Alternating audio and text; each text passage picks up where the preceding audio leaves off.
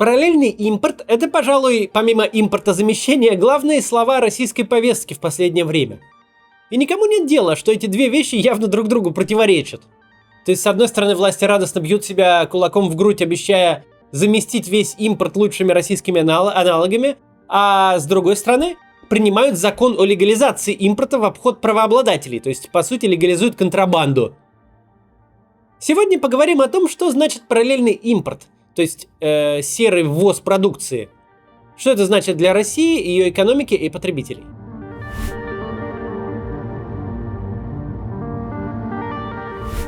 Сама идея параллельного импорта продолжила принятую в последнее время в России культуру бесстыдства. Мол, вот мы можем нарушать правила, и что вы нам сделаете? Отдельные чиновники от пропаганды, вроде Маргариты Симоньян, этим даже бравируют. Россия может делать что угодно. Нет же никакой мировой полиции, куда можно позвонить и пожаловаться, что она двигает границы или крадет самолеты. Правда в том, что национальное правительство действительно может делать что угодно. Но нюанс здесь в том, что и все остальные в ее сторону тоже могут начать делать все, что им в голову взбредет. Вроде бы трагическая история транзита в Калининград должна была преподать этот урок. Но теперь мы занимаемся параллельным импортом, то есть официальной контрабандой. Выглядит как сильное решение.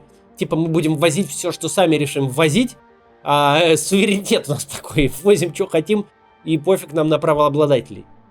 Но на деле это значит, что и рассчитывать придется только на себя. Главный вопрос лежит, конечно, не в юридической плоскости, а в чисто Что значит параллельный импорт для конечного потребителя? А он значит, что по сути между вами и производителем не будет никаких отношений. Если вы покупаете легально ввезенный официальным импортером и купленный в официальном магазине товар, то производитель говорит вам: да, это товар, настоящий продукт в полной комплектации, не подделка, не восстановленный после ремонта, не бывший в употреблении, не младшая версия, выдаваемая за старшую, и не коробка с кирпичом внутри. Купленные вами официальные устройства будут сделаны для России, и заявленные характеристики будут доступны в российских условиях, то есть работать на нужных частотах, соответствии законодательству и так далее. Плюс будут доступны все заявленные сервисы, а товар перед продажей надлежащим образом хранился и транспортировался. Официальный импортер даст вам гарантии, что эту газировку безопасно пить, что этот диск этой пилы не улетит вам в лицо, что это лекарство можно потреблять. И, наконец, самое главное, что если что-то пойдет не так, то это проблема производителей, и вы можете рассчитывать на техническую поддержку, ремонт и замену, и на компенсацию ущерба, если таковой возникнет. Всегда был вариант сэкономить деньги, купив не официально ввезенный ноутбук, смартфон или камеру по рекомендованной цене, а приехавшую в чемодане в обход таможни и налогов версию для Европы или Соединенных Штатов. Но всегда это делалось на свой страх и риск. Компания Apple понятия не имеет, что за кусок алюминия вы купили у ИП Иванов, на каких основаниях и какими путями он попал к ИП Иванов, как хранился и сколько раз был продан. Если внутри вашей коробки оказалась прошедшая 3 ремонта паяльником и такой-то матерью начинка, запакованная в корпус с Алиэкспресс, то это уже ваши персональные проблемы. Вы знали, на что шли, пытаясь сэкономить.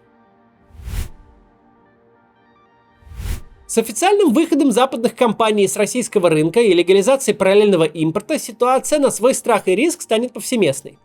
Компания Nike теперь официально не имеет понятия, что за кроссовки вы купили в Спортмастере, кем они были сшиты и как попали в Россию. Компания Coca-Cola теперь не готова отвечать за тот продукт, который вы купили в ее бутылке, в пятерочке. Ввезен ли он из Киргизии или просто разлит из воды из жженого сахара в ближайшем подвале, это в лучшем случае знает только продавец. Говоря короче и проще, официальный импорт — это когда вы покупаете продукцию Intel, Apple, Samsung, LG, Siemens, Coca-Cola, Nike и так далее. Параллельный импорт — это когда вы покупаете нечто просто с их логотипами. Сейчас прервемся на рекламу и продолжим. Нас накрывает кризис. Из-за ухода зарубежных компаний с рынка люди теряют работу, а цены в магазинах растут. И IT-сфера сейчас — это буквально островок безопасности и стабильности посреди хаоса. Российские IT-компании борются за специалистов, и без работы айтишник точно не останется. Бизнес и наука, заводы, соцслужбы – все эти сферы нуждаются в IT-специалистах. Так что если вы задумывались о карьере в IT, время начать действовать. Одна из самых востребованных сейчас IT-профессий – аналитик данных. Это люди, которые находят закономерности в данных, проводят их анализ и на его основе помогают бизнесу принимать решения. На HeadHunter более 6000 таких вакансий, а средняя зарплата аналитиков без опыта работы стартует с 70 тысяч рублей. Зарплаты опытных специалистов, кто проработал 2 года и больше, гораздо выше, от 140 тысяч. Обучиться такой профессии можно всего за 10 месяцев на курсе «Аналитик данных» от SkyPro. Это онлайн-университет от Skyeng. Преподаватели курса – эксперты в области аналитики. Они понятно и подробно расскажут все, что нужно знать джуниор-аналитикам, а программа составлена исходя из требований работодателей к реальным вакансиям. Вы научитесь легко проходить тестовые задания, получите 5 проектов в собственное портфолио, а после обучения вам не только выдадут диплом о профессиональной переподготовке, но и помогут с дальнейшим трудоустройством. Расскажут, как составить резюме и о чем говорить на собеседовании. А если вам что-то не понравится, SkyPro гарантированно вернет вам деньги в течение 2 недель после начала обучения. Учиться новой профессии можно везде с помощью мобильного приложения. Карьера в IT – это не только стабильность и высокие зарплаты, но и возможность удаленной работы. Если вы решили сменить профессию, то вот. По промокоду CATS скидка 10% на все курсы SkyPro. Ссылку я оставлю в описании. Продолжим. Так вот, официальный импорт – это когда вы покупаете продукцию понятного вам производителя, а вот параллельный – это когда на непонятно чем просто стоит знакомый вам логотип. Это похоже на происходящее с авиацией. В чем смысл многослойной сертификации, постоянных проверок и технического обслуживания самолетов по строгим стандартам производителя? В том, что Boeing вам говорит: гарантии дает только Господь Бог. Но этому самолету Boeing можно легально летать. Значит, мы сделали все от нас зависящее. Каждая гайка тут сертифицирована, закручена сертифицированными руками под контролем лицензированных специалистов. Мы, производитель, держим руку на пульсе. И если бы что-то было не так, этот самолет никуда бы не полетел. В тот момент, когда самолеты были похищены и сменили регистрацию, Boeing говорит: мы без понятия, на чем вы летаете, на каких складах мерзли и в каких пограничных реках тонули эти контрафактные комплектующие. Это больше не наша проблема. Причем, если мы говорим именно о технологических продуктах, то ситуация намного хуже, чем была, когда вы покупали американский MacBook, например. Потому что когда вы покупали серую продукцию, то за исключением некоторых минимальных отличий это были идентичные аппаратные клоны того, что легально продается на российском рынке. И риск мог быть связан только с прямым мошенничеством продавца. Теперь же вы сознательно покупаете продукт, который не поддерживается в России, чьи сервисы не обязательно должны быть доступны в России, а главное, вы не можете жаловаться на их неработоспособность, ведь вместе с сервисами ушла и техподдержка. Это похоже на ситуацию в ранних 90-х, когда практически вся техника и программное обеспечение, ввозимые в Россию, были контрабандой. Но беда в том, что индустрия сильно изменилась. 30 лет назад любой продукт был конечным. Вы покупали контрабандный компьютер, ставили туда пиратское ПО и жили себе счастливо.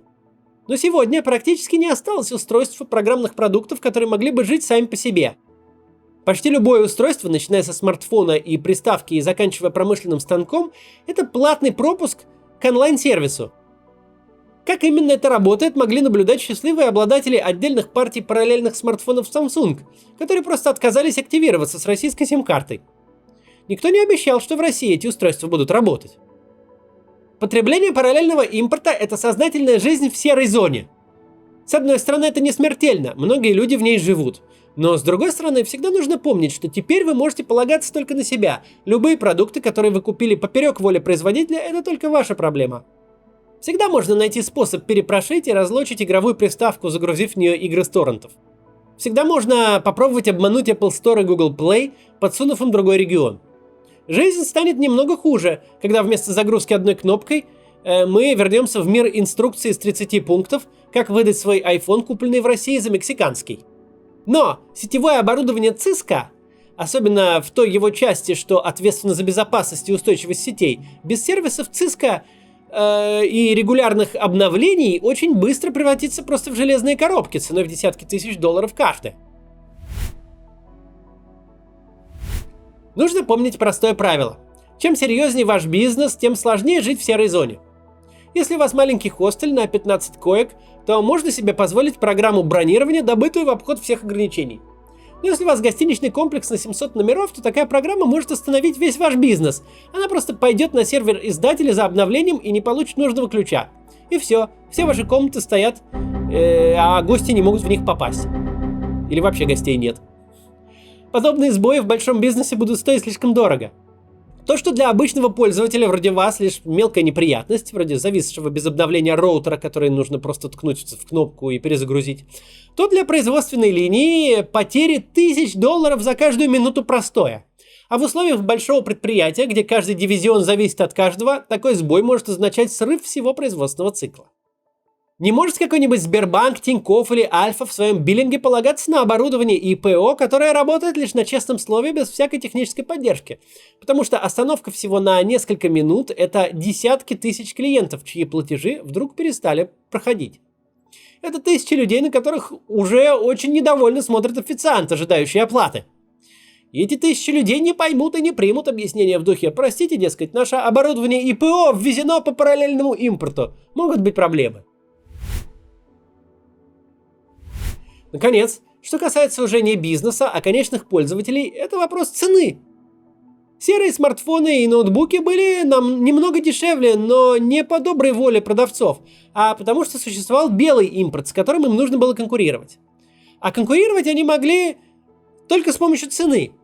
С выпадением белого импорта, с переходом всего рынка в серую зону, непременно начнется рост цен. Можно забыть о том, чтобы покупать серое примерно по эквиваленту его западной цены в валюте. Серые схемы всегда требуют дополнительных издержек, а с исчезновением белого импорта конкуренция на рынке сильно упадет. Эти два обстоятельства вкупе с существенными валютными ограничениями сильно потянут цену вверх, причем безотносительно курса доллара и даже в противоход ему. Доллар по 50 и цена на камеру, которая должна стоить $900 в 100 тысяч рублей, это реальное будущее, которое постепенно становится настоящим. В самом начале войны мы говорили, что жизнь в режиме страны-контрабандиста в принципе возможна, так живут Иран и Северная Корея. Но если вы хотите такой жизни, то должны быть готовы к масштабу и развитию экономики на уровне Ирана и Северной Кореи. Что нет проблемы ввести один MacBook в Россию для частных нужд, но Яндексу нужно регулярно ставить тысячи компьютеров в стойки, и у него начнутся проблемы, ведь серыми схемами столько ввозить это очень дорого, если вообще возможно. А заставить все это нормально работать без всякой поддержки со стороны производителя еще дороже и гораздо сложнее, а может и вообще нельзя. И нынешняя ситуация, когда приходится принимать законы, легализующие контрабанду, тому иллюстрация. Придется действовать обходными путями, придется действовать ниже радара. И стране, которая когда-то претендовала на 5-е по абсолютному ВВП место в мире, придется находиться в режиме сигаретного ларька. Но даже этот режим не будет доступен в полной мере.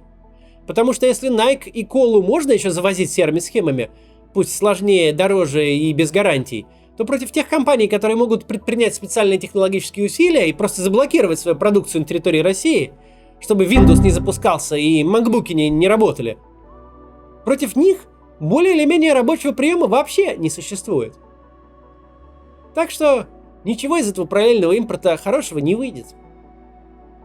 До завтра.